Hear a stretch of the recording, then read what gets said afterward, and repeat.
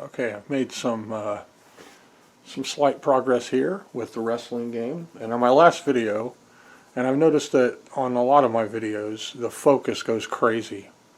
And so I've been working on adjusting settings on my HD camera. And I think this one, it still kind of is trying to deal with it, but it's not going out of focus as much. If I can get, you know, a small amount of stuff on the left side and the majority of the image is dark or light, and it still stays in focus, then I consider that a win. Okay, so in this little like lesson kind of thing, I guess, I'm going to be showing how the Multisprite kernel and its extra sprites can be used to make all kinds of creative stuff go on in the background, even though you're stuck with the you know, only those two sprites on the horizontal, on the same horizontal row. You can fill in the area. So we already know I've done you know, the work where there is kind of a makeshift background. So let's just go there real quick. I'll go to L2, which is the second ring. I don't think the characters are back where they're supposed to be on it. Yeah, okay, yeah. So the sprites on the left side, those are from the belt. But that's not important. The red junk on the left side, that's just left over from the title screen, because I don't have the characters put back yet. So what we're looking at here is the ring with the crowd in the background. Okay? And if you'll notice, it has some diversity to it. There's dark silhouettes, there's yellow shirts, there's darker faced crowd members, there are light faced ones, there's green shirts. So we've got 3 different color shirts, 2 different colored faces, a staircase kind of thing. I might get rid of that later. That's just an additional decoration. A barrier. Then we have the top of the ring. Okay, so that's the second screen. Now I've went ahead and done work on the third screen to try to get it to look good. The third screen will be used for being outside of the ring on the right side or on the left side. And it actually uses both frames, since this is 2 frames combined to create the 3-color effect. It actually uses the PF height 3. So it uses the 22 rows instead of 88 for both of those. And that actually cut down on some of the ROM space that it takes up. So we're going to scroll down and I'm going to show you all of the junk going on with the third screen. Here it is, ring, it's going to be ring E and F. So here's ring E. I think we're staying in focus. I really hope so, because I want to get to where, yeah, now it's kind of trying to go out of focus. Of course it is. Okay, so yeah, there it goes. We've got extra sprites added. Yeah, I'm going to have to change the settings again because it's doing the same thing again. And we have a I don't know, sometimes I think maybe if I just focus on the row of code, that will help. But I want you to be able to see this, and this isn't helping at all. So, okay, so now I have figured it out, I think. I turned on a manual focus mode. Hopefully this will be the end of my trouble with this camera, because I'm trying to show things and it decides it wants to shift into autofocus mode no matter what I do. There's about 100 different modes for this camera, and none of them are just focus on one thing and don't change, which is fun to try to work around. Okay, alright, so that is the first part of my playfield. It looks a little crazy, but I'm just really trying to show how much is going on here. There are 2 sprites introduced, player 2 and player 3. And then we have A, which is in this particular case tied to a randomizer. Because a randomizer is important for this scene because it's going to provide a moving kind of interactive looking crowd. And I've also added announcers, a backdrop, and because of the way the scene is mirrored down the middle in this particular kernel, this shows a way to kind of disguise that effect when you need to have, you know, the left be different than the right.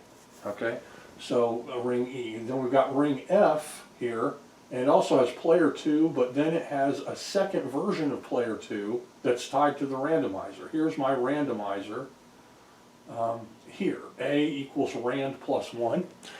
Plus 1 keeps your randomizer from coming up with 0, which somehow messes up the randomizer. So you don't ever want it to reach 0. So you put plus 1 on the end. Now it will have 255 possibilities. Then I've got if A is less than 9, then player 3 Y equals 20. And what that really does is it just moves the crowd up 1 pixel.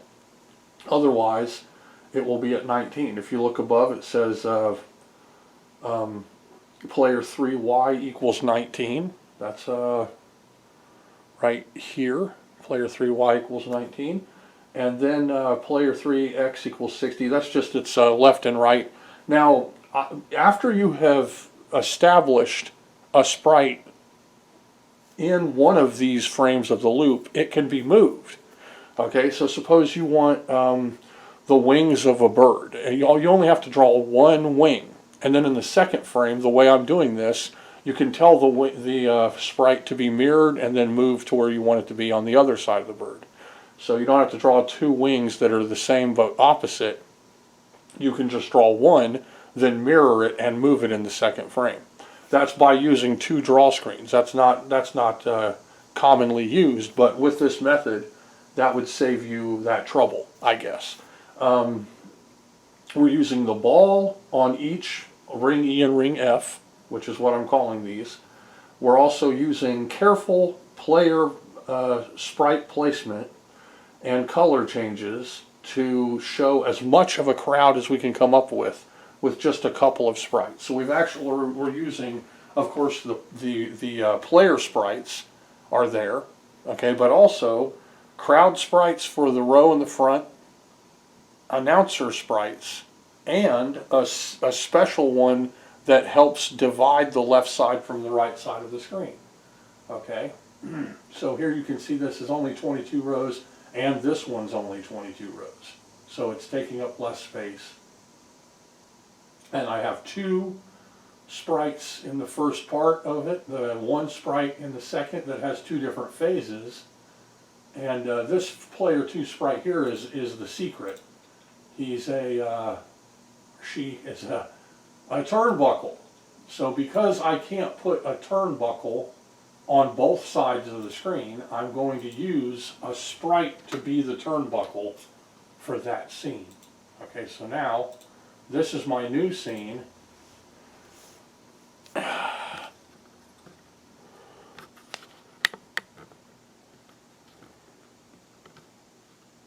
There we go.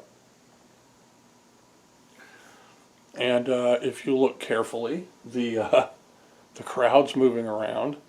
The announcers are yapping. So zoom in a little bit here. We've got the WVW at the top.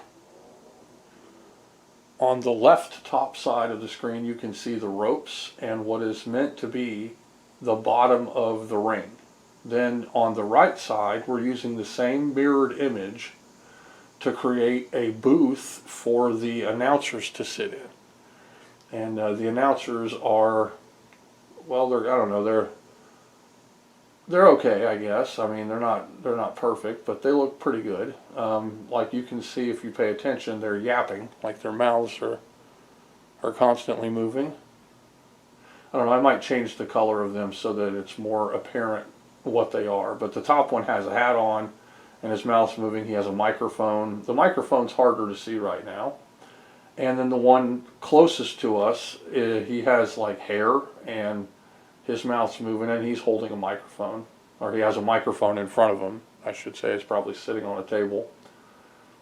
And now underneath the place where they're sitting, right here, See if I can point it out. Right there, I've put a little platform, and that will help to show that that's a different area than the ring. Okay, we've got the crowd. I'm using methods to create different colors within the crowd, even though they're all single color sprites. So, like for instance, the top left member of the crowd, see if I can point at him, right here, because he's all yellow, and he's over the yellow color, it makes him a brighter yellow, but then his head has a gray block in front of it, which makes his hair brown. And if you look on the right side there's one that has kind of a squarish block in front of him. Well, that block actually works for the other sprite. That's the opposite side. So we also have a character below that person right here who has a yellow block for his hair, but he also has a yellow shirt. Now see, the mirror of him, that's two spectators to the right, actually has a brown shirt. So just little things thrown in there to try to make them look unique, if that's at all possible. Now this will be the outside of the ring on the right. So if maybe one gets thrown out or one jumps out, it says it's got the banner up above, it's got a little walkway, and so this could be used for when each wrestler enters the ring. I can have them come from the right side and walk towards the ring, then show the other wrestler come from the left side, walk. Now to make this into the left side, I just mirror this sprite, the one that is the turnbuckle and the ropes, and put it here. Okay, now I'm not going to have announcers on the left side. Instead, I'll have some sprites for a crowd. And I'll probably change the order of this crowd. So if anybody who's detail oriented will notice that the crowd appears different on the left side than on the right side. I'll just switch them around a little bit. And other than that though, it's going to be the same background. That way I can use the same background for the right side of the ring and the left side of the ring. Also, there will be a front of the ring, which will just be the first scene, but the wrestlers are at the bottom of the screen in front of the ring, giving me 4 different locations. They can be in the ring, to the right of the ring, to the left of the ring, in front of the ring, and behind or above at the top of the ring, not behind it, but to where they can get on the top ropes. So that should add a lot more detail and functionality. Now, this being an Atari game, anyone that knows the limitations should probably be able to see this is an awful lot of graphics going on. And that's what I'm striving for. This isn't some blank screen with one thing bleeping and blooping, stuff like that. These are 3 colored sprites. We've got animated announcers, we've got an animated crowd, and it's totally random. Like if you'll notice, sometimes the crowd, just one group of people moves, and then other times the other group of people will move. See that? And that also the talking for the announcers is totally random, although it's set up so that they're talking most of the time, to imply they're sitting there updating on the moves and talking about the wrestlers and stuff. So let's zoom in a little bit. Okay, we've got our wrestlers. Let's zoom out just a hair here, okay. Try to get close. You can see the announcer's mouth moving. Okay, you can see the little characters down here kind of shifting and moving. Now I think this combined with some like white noise yelling sounds, if I can generate that, which I think I can, will give kind of a, the ambience of a wrestling match.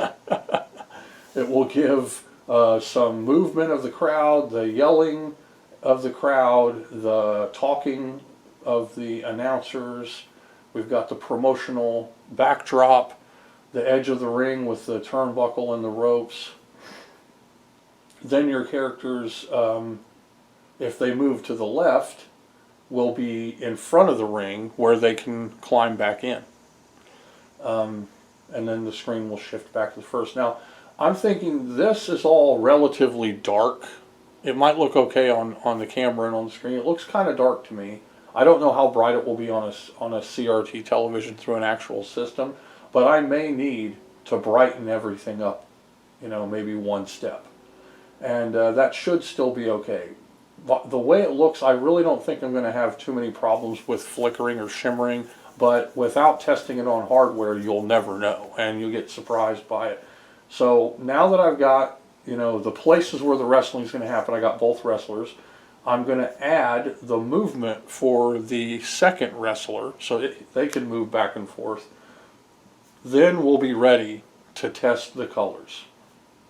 I'll probably go ahead after I've got the backgrounds and the two main characters looking okay, try to come up with different types of wrestlers, just as many different types as I can get, and come up with the move set and visualize what movements they're going to do. Because you know, you have to reuse things. Like I was talking about in the last episode, I reuse frames of animation.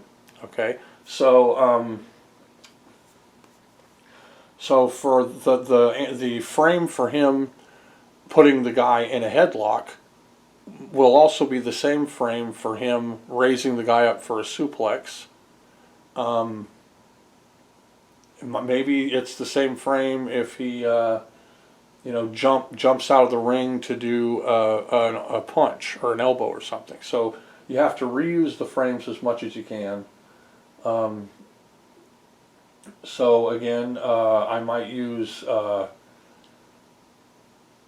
clothesline, and then that can also be some other move, I guess. You know, you have to squeeze out as much as you can from each frame. You don't want to have to make, you know, an excessive amount of frames, because then you'll just end up with, you know, really detailed moves but very few moves. But so you have to kind of come up with the right amount, and especially in this type of game. So let's look. Now this, you probably won't be able to see my code very well, but I'm just going to change it back to the main screen to show just the game starting up in the first image here. We've got the belt, and I really like how that looks. It's got lots of color. Now I'm seeing that it has just a tiny bit of a shimmer, like it wants to shimmer, and that makes me think it's going to be probably fluttery, kind of bright, shimmery on a television. So color adjustments for the background color and the gold plating color will probably need to be adjusted. When they hit the button, and now we have the animated ref, the first screen, and the movable wrestler.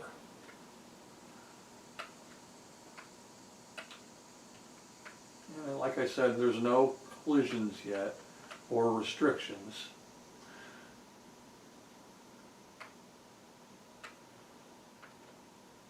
I think it's pretty good.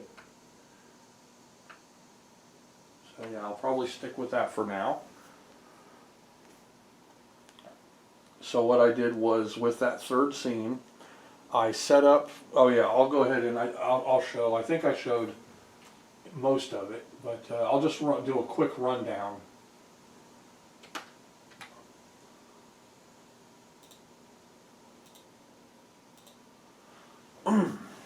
Since I'm close to the camera, I can point at this stuff easily. The yellow spectators are one sprite that is hardware tripled. The gray spectators are the same sprite but using a different color and set to the right, also hardware tripled. So all of the spectators at the bottom of the screen, however, let's count them, 1, 2, 3, 4, 5, 6, 7, 8, 9, 10, 12. That's 12 spectators are designed using one sprite that is 2 spectators in that one sprite.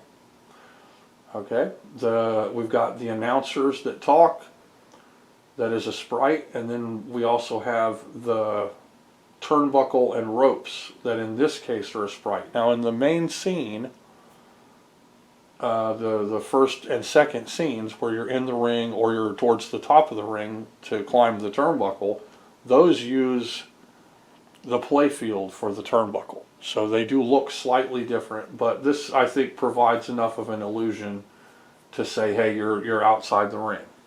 So I don't know, I think it looks great. I like the walkway, I like the additional details. As I'm looking at it, I've went and did some work and then come back to this to look at it. I may change the announcers, because what I did with them was I used the background color and then outlined them with a solid color. So they actually have a solid color outline to achieve the effect that's happening, and that's easy to change. In fact, I'll go ahead and show right now a way that anyone that makes these sprites using Visual Batari BASIC can very easily change their sprites to an outline using Notepad. Okay, so I'll go ahead and back up to get most of the screen in here. Okay, I think that might be okay. And we'll back out here, and I'll just do this. I think I have the screen backed up enough, and I don't think it's blurring, but there's really no way for me to know. Okay, so I'll scroll down here to my announcer sprite. These are all my wrestler images. And here's the last scene that's outside. And here you can look and see, this is the ring. Up here's where that sprite would be that shows, actually you can't see it, so I'm going to back up a little more. That was a total waste.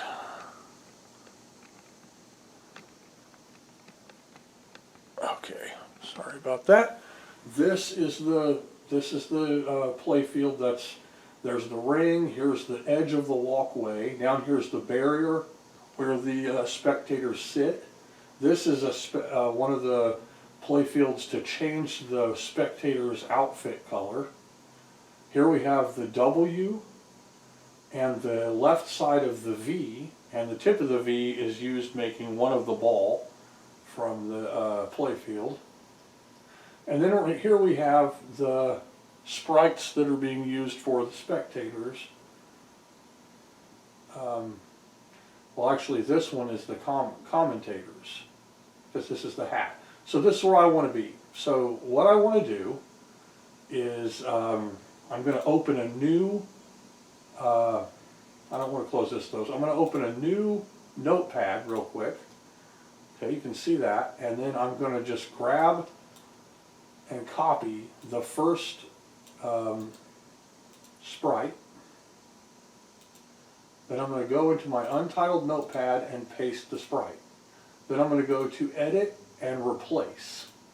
And then in replace, the first thing I'm going to do is put a placeholder letter.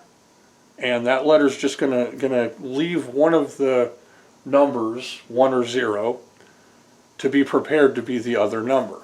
Okay, so here I'm just going to type in find 1 and replace it with A. Then replace all. Now all the 1s are A's. Now I'm going to go find 0 and replace it with 1. Now all the 0s are 1, and now I'm going to find A and replace it with 0. What I just did was reversed. I reversed that sprite. Where it was outlines, now wherever there was a pixel, there's an empty space, and wherever there was an empty space, now there's a pixel. Now that's something you can't do natively within Visual Batari BASIC, but Visual Batari BASIC does allow you to very easily flip your sprite. Because the sprites are fed upside down, you might think that's difficult to deal with, but you can actually just flip them, and that's if you want to draw your sprites right there in Batari BASIC. So I'm going to do exactly the same thing here. Replace. I'm going to find 1, and I'm going to replace it with A. Okay, I'm going to find 0 and replace it with 1. I'm going to find A and replace it with 0. And I've done the same thing with the second instance. And then just that quickly, as quick as that was, I have changed the sprites where every place there was an opening, now there's a pixel. Every place there was a pixel, now is an opening. And I really don't have any idea what to expect about what this is going to look like. So this is going to be a reveal for me too here. And actually I think I might still be on my first screen. Let's see. No, there we go. So now, if you look up at the top, the announcers are colored instead of empty space.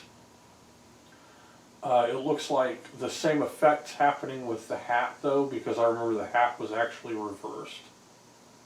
So, but you know, I can change the colors of them too. So, and that will make them brighter. So just filling in the hat is something I don't even need to really do too much. I just go here and just replace that 0011 instead of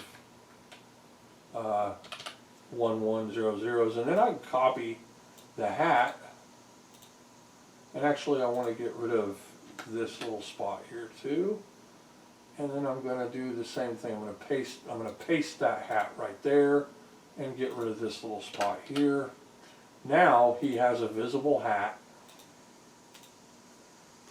And so that fixed that little part. But now what I might want to do is actually have them be a different color. Okay? See if I can.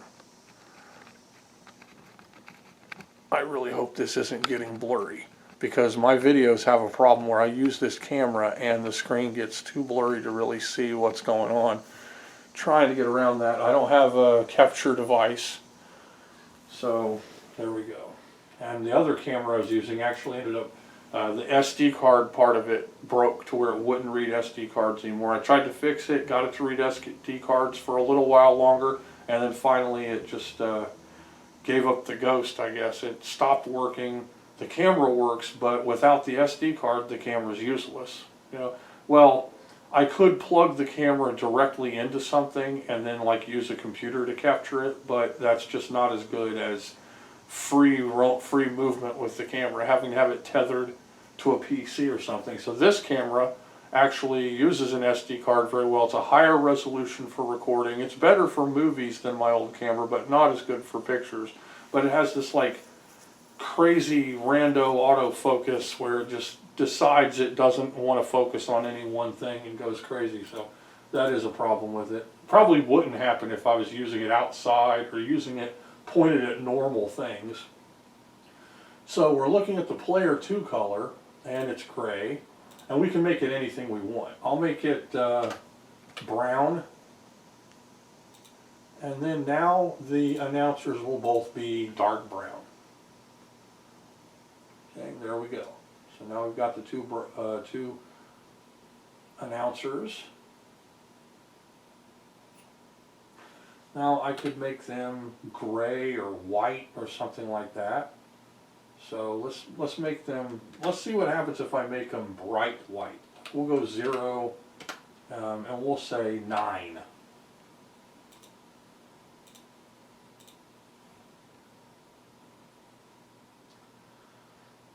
And that makes him stand out pretty good.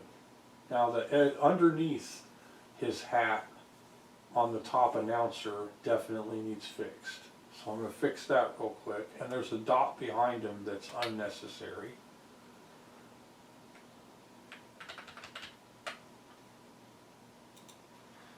Very quick, easy fix here.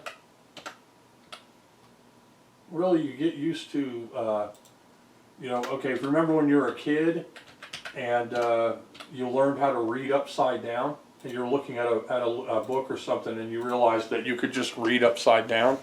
Well, that's kind of how it is with this. Once you realize you can just, you know, you can just look at the picture and tell what everything is upside down, then you can edit it. So now our announcers are up there, and the guy at the top has his microphone, has his hat, and that's probably a better way to present them because they're clearly there, you know, kind of characters. So let's see, I might try, let's see if I can't zoom in on just those guys.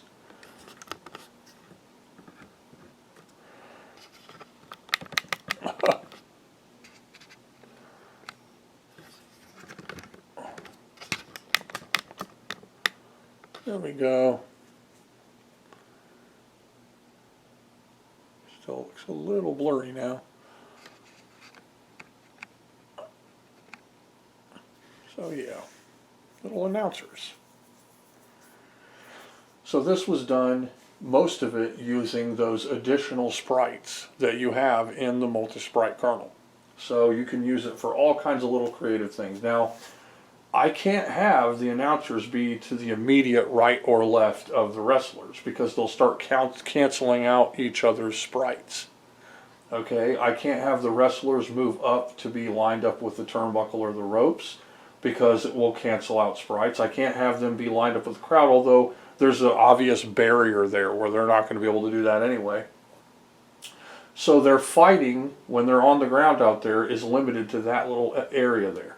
Now there are tricks where I can make this work. For instance, when one jumps over the rope or off the turnbuckle to land on the other wrestler, I'll have them jump, go over the rope, go flying towards the wrestler, then switch to this scene and have the wrestler where they landed or where they're standing outside the ring, and then your character will be still flying and be about to hit them. So it will be like a quick change of the camera view, and that will, you know, have that illusion that they actually flew from way up to be able to land on them. So, you know, just little tricks like that can keep it looking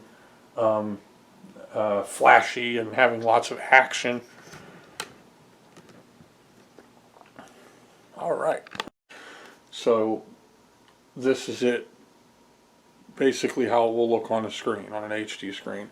On a CRT, there's a chance that the gray and green might be too dark. The left side wrestler might be too dark. The announcers might create flashing or vibrance issues. Colors will most definitely have to be adjusted. And then once they're adjusted to look good on every platform, I'll be 100 years old. Okay, so, but this is how the work's going, and just some nice cool things you can do with all those different little sprites. Okay, thanks for watching.